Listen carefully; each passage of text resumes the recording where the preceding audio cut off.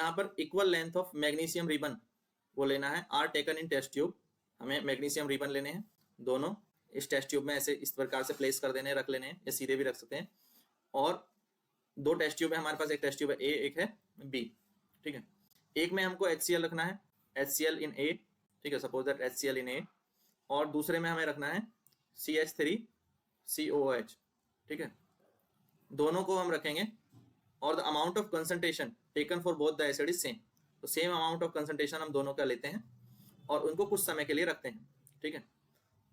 In which test tube the freezing occurs, freezing करेंगे, sorry freezing नहीं, fizzing, fizzing occur more vigorously and Y.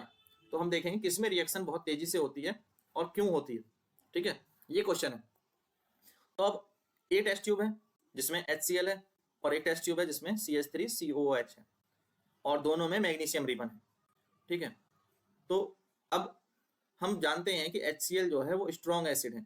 HCl क्या है, are stronger acid than the CH3COH।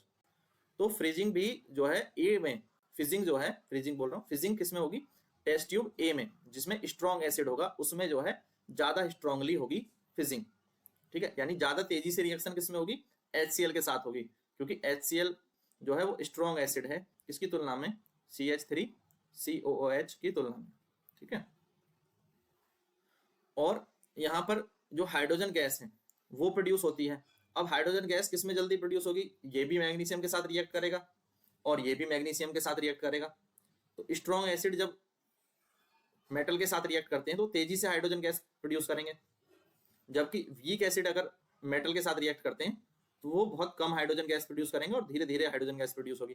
तो strong acid के case में तेजी से जो है फास्टर स्पीड के साथ फिजिंग होती है और तेजी से हाइड्रोजन गैस बनती है, due to which fizzing occurs, ठीक है।